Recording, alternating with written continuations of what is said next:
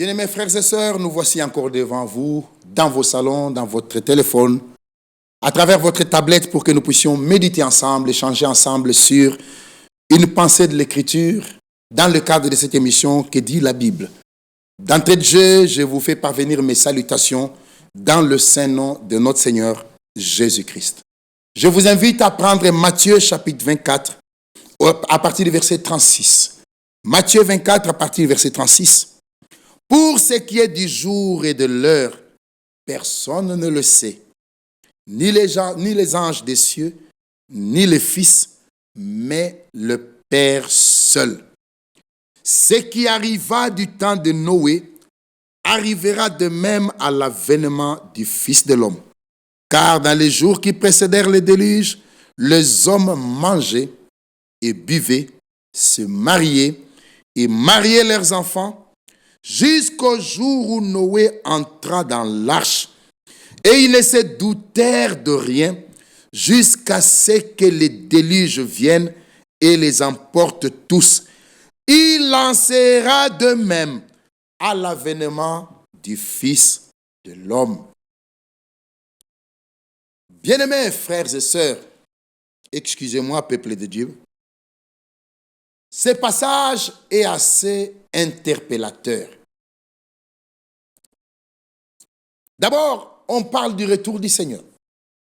Et il est écrit, pour ce qui est du jour et de l'heure, personne ne le sait. Ni les anges dans les cieux, ni le Fils, mais le Père seul. Personne ne le sait.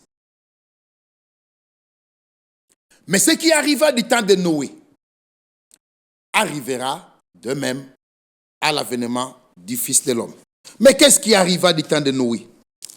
Du temps de Noé, dans Genèse au chapitre 6, on remarquera quelques 2 ou 3 petits détails.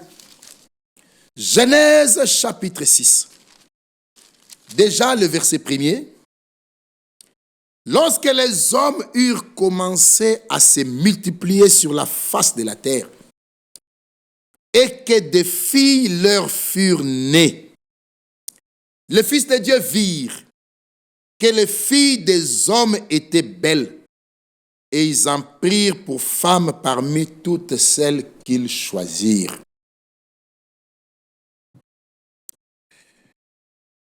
C'est à se demander pourquoi l'accent est mis sur la naissance des filles. Et pourtant, personne ne pourra nous dire qu'il n'y avait pas de garçons qui étaient nés. Il y a des garçons qui étaient nés. Mais l'accent est mis sur la naissance des filles. Car ces filles devaient jouer un rôle néfaste. Au point où la séduction était tellement profonde que le mélange qui s'est manifesté entre ceux de la lignée divine et celles qui étaient du monde n'a pas plu au Seigneur. Bien-aimés frères et sœurs, l'accent est mis sur les filles. Vous voulez connaître une génération? Regardez les filles. Regardez très bien les femmes. Regardez leur attitude, regardez leur comportement. Vous allez vous rendre compte de l'état réel, de l'état moral réel de cette génération. En Éden, Adam et Ève étaient nus et Dieu les a vêtus. Vous connaissez l'histoire. Mais dans l'Éden de Satan, aujourd'hui, Dieu a déshabillé la femme. Au point où, bien aimés frères et sœurs, ce qu'on voyait dans des salles de cinéma, il fallait payer de l'argent pour accéder à les voir. Aujourd'hui, c'est gratuit et dans la rue. Alors Dieu dit, verset 3, « Mon esprit ne restera pas dans l'homme, toujours dans l'homme, car l'homme n'est que chair, et ses jours seront de 120 ans. » Ainsi de suite. Verset 5. Le Seigneur vit que la méchanceté des hommes était grande sur la terre et que toutes les pensées de leur cœur se portait chaque jour uniquement vers le mal. Alléluia. Ce qui arriva du temps de Noé arrivera de même à l'avènement du Fils de l'homme. Le Seigneur Dieu, le Seigneur vit que la méchanceté des hommes était grande sur la terre. Ne voyez-vous pas cette génération, la nôtre, manifester les mêmes caractéristiques? La méchanceté est tellement grande au point où même l'assassinat se revendique aujourd'hui. On peut poser une bombe dans une église et vous entendez un groupe d'hommes revendiquer cela. On peut placer une bombe dans un marché et vous entendrez 2-3 individus revendiquer cela. Regardez les comportements des hommes dans la rue. Regardez les attitudes des hommes dans la rue. Ceux qui font mal sont loués. Ceux qui font mal sont glorifiés. Ceux qui font mal sont chantés. La méchanceté des hommes, je n'ai pas besoin de la décrire, car vous et moi, bien-aimés frères et sœurs, nous vivons sur la terre et nous voyons ce qui se passe dans notre environnement le plus immédiat. Le cœur des hommes, les pensées de leur cœur se tournaient chaque jour uniquement vers le mal. Le Seigneur s'est repenti d'avoir fait l'homme sur la terre et il fut affligé en son cœur. Oui, Dieu ne s'est jamais repenti d'avoir créé les crapauds. J'ai jamais lu ça. Dieu ne s'est jamais repenti d'avoir créé la sauterelle, les hiboux. Dieu ne s'est jamais repenti d'avoir créé le loup. Mais Dieu s'est repenti d'avoir fait l'homme. Jusqu'à s'affliger dans son cœur. Jusqu'à être affligé. Imaginez-vous. À quel niveau l'homme a amené Dieu? Par son comportement, par son attitude. Est-ce que Dieu se retrouve réellement dans le comportement des hommes de notre génération aujourd'hui? Quand nous les voyons agir, quand nous les voyons réagir, quand nous les voyons se décider, quand nous les voyons penser, quand nous les voyons réfléchir, quand nous les voyons se comporter. Frère, est-ce que Dieu se retrouve réellement dans ce que font les hommes dans notre génération? Frère bien-aimé, du temps de Noé, la beauté de la femme n'était plus à démontrer. Des filles leur naquirent et elles firent très belles. Aujourd'hui, vous voulez faire de l'argent? Allez dans les cosmétiques. Quand nous étions jeunes, on ne connaissait pas beaucoup de produits. Il y avait,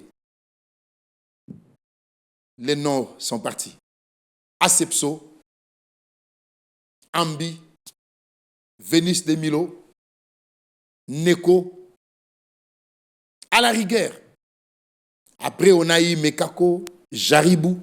Mais aujourd'hui, il y en a tellement, au point où une femme que tu as connue sombre, quand tu la regardes quelques années après, elle devient toute brune. Qu'est-ce qui s'est passé? Des produits. La beauté de la femme. Bien mes frères et sœurs, est-ce que vous savez, laissez-moi vous toucher un tout petit peu. Est-ce que vous savez que de toutes les créatures, la plus belle ou la seule créature ou la femelle est plus belle que le mâle, c'est l'homme. Regardez le coq, le beau coq. Regardez la petite poule. Regardez le beau et grand lion. Regardez la petite lionne.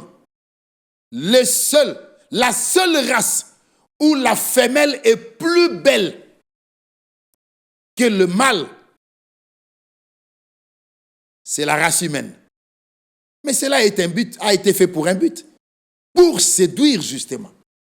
Bien-aimés frères et sœurs, la beauté de la femme fait qu'aujourd'hui, à cause de cela, des dégâts sont enregistrés sur la terre.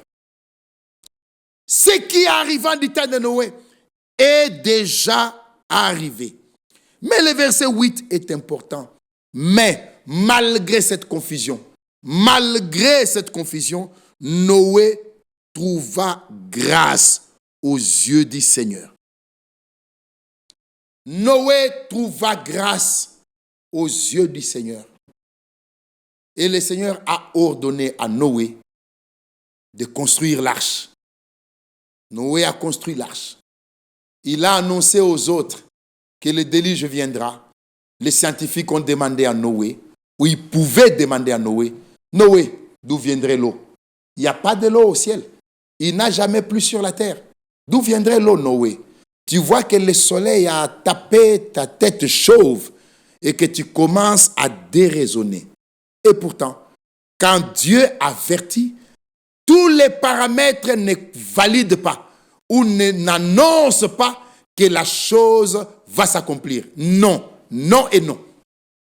Quand Dieu avertit et que vous regardez l'environnement le plus immédiat, rien ne présage que ce que Dieu a dit va s'accomplir. Rien, alors rien. Oui, ça me rappelle Zacharie chapitre 7. Je pense que ça doit être là. Laissez-moi retrouver cela. Zacharie chapitre 7, je crois. Zacharie 7. Voilà, Zacharie. Chapitre 7, verset 7.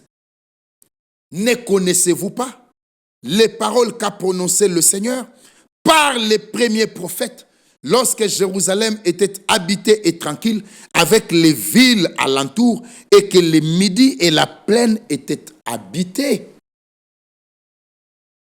Ne connaissez-vous pas les premières paroles qu'a proclamé le Seigneur? En quel temps? Quand Jérusalem était calme et tranquille. Alléluia. Rien ne présageait que le danger arrivait. Jérusalem était calme et tranquille. Quelqu'un pouvait se demander, mais sondez un peu chez les voisins, est-ce qu'il n'y a pas un problème là-bas qui peut amener les dégâts ici? La Bible va jusqu'à dire, même les villes qui entouraient Jérusalem étaient calmes. Elles étaient calmes. Mais cependant, au temps de Dieu, ce que le Seigneur avait annoncé, cela allait s'accomplir. Ça me rappelle encore ce que Paul a vécu. Il devait prendre un navire et le Seigneur lui a dit que la navigation ne serait pas aisée et que des dégâts arriveraient. Il l'a annoncé à ceux qui conduisaient les bateaux. La Bible dit qu'ils se croyaient maîtres de leur dessein. Ils ont regardé la mer, la saison est bonne, la marée est basse, le mouvement, la vitesse du vent est très faible. Rien ne présageait un danger à l'horizon. Et ils ont levé l'ancre, ils sont partis. Malgré l'avertissement de Paul, ils sont partis. Et à la fin, qu'est-ce qui est arrivé? Qu'est-ce qui est réellement arrivé? Les dégâts sont arrivés au point où, bien mes frères et sœurs, ils ont perdu la cargaison et Paul leur a dit, ô homme, il fallait m'écouter. Quand tout était calme, quand rien ne présageait, ne montrait que le danger était imminent, quand le vent était calme, quand la marée était basse, quand rien ne montrait, même la saison n'indiquait pas qu'il y aurait des tempêtes et des ouragans, en ce moment-là, il fallait m'écouter. Il fallait écouter ce que je vous disais de la part du Seigneur. Souvenez-vous, ne connaissez-vous pas que les paroles que le Seigneur avait prononcées par la bouche de ses premiers prophètes lorsque Jérusalem était calme et tranquille? Quand Noé a parlé, la terre était calme et tranquille. La terre était calme et tranquille. Rien ne montrait qu'il devait pleuvoir. Et encore plus grave, Noé a construit l'arche. Noé a fini de construire l'arche. Noé a fait entrer les animaux. Noé est entré avec sa famille. La porte fut fermée. Il n'a pas plu. Il n'a pas plu. Oui, revenons dans Genèse. Regardez ces détails. Il n'a pas plu, frère. Verset 9. Genèse chapitre 7. Verset 9. D'abord le verset 1er. Le Seigneur dit à Noé, entre dans l'arche, toi et toute ta maison. Car j'étais vu juste devant moi parmi cette génération. cette génération. Chacun de nous vit dans une génération. Ceux qui nous ont précédés ont vécu dans une génération. Vous et moi, nous vivons dans une génération. Est-ce que le Seigneur nous voit juste dans cette génération? La nôtre. Est-ce que le Seigneur nous voit juste dans notre génération? Gardez les doigts ici. Par rapport aux générations, voici ce que Pierre a dit dans Actes des Apôtres, chapitre 2, le verset 39, le verset 40. Et par plusieurs autres paroles, Pierre les conjurait et les exhortait en disant, sauvez-vous de cette génération perverse. Bien-aimés frères et sœurs, sauvons-nous réellement de cette génération perverse? Mais la question capitale, comment Dieu nous voit dans cette génération? Il a vu Noé. Quand il a vu Noé, il a dit, je t'ai vu juste devant moi parmi cette génération. Malgré la corruption, malgré les dégâts, malgré ce qu'était devenue cette génération, génération au sujet de laquelle Dieu dit, je me répands d'avoir créé l'homme. Génération au sujet de laquelle Dieu dit, toutes les pensées de leur cœur se portent chaque jour vers le mal. Toujours vers le mal. Uniquement vers le mal. La nôtre, elle est semblable. La nôtre, celle dans laquelle vous et moi vivons, elle est exactement semblable.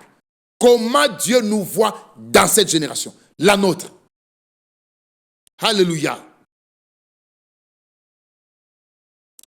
Bien-aimés frères et sœurs, verset 10, déjà le verset 5, Noé exécuta tout ce que le Seigneur lui avait ordonné. Alléluia. Voilà. Il était dans la pleine volonté de Dieu et il a exécuté tout ce que le Seigneur lui avait ordonné. Verset 10. Verset 9. Il entra dans l'arche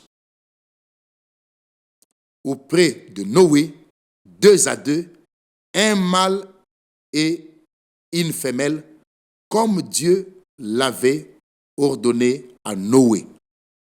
Oui. Pour bien comprendre la pensée, au verset 8, il était dit, d'entre les animaux purs et les animaux qui ne sont pas purs, les oiseaux et tout ce qui se met sur la terre, il entra dans l'arche auprès de Noé, 2 à 2, un mâle et une femelle, comme Dieu l'avait ordonné à Noé. 7 jours après, les eaux du déluge furent sur la terre. Donc, le premier jour, les choses sont restées comme elles étaient. Comme elles étaient. Au point où ceux qui étaient dehors pouvaient dire à Noé, Noé, tu es en train d'étouffer ta famille pour rien. Regarde, le premier jour, il n'y a rien. Le deuxième jour, il n'y avait rien. Le troisième jour, il n'y avait rien. Le quatrième jour, il n'y avait rien. C'est le 7e jour. Donc, la durée pouvait permettre aux moqueurs de se moquer de Noé. Mais ce que Dieu avait ordonné, c'est réellement accompli. Commençons à chuter, bien-aimés frères et sœurs. 2 Pierre chapitre 2. Dans 2 Pierre chapitre 2, l'apôtre Pierre nous dit ceci.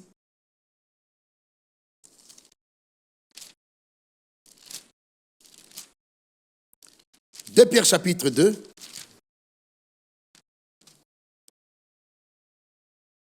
Verset 4.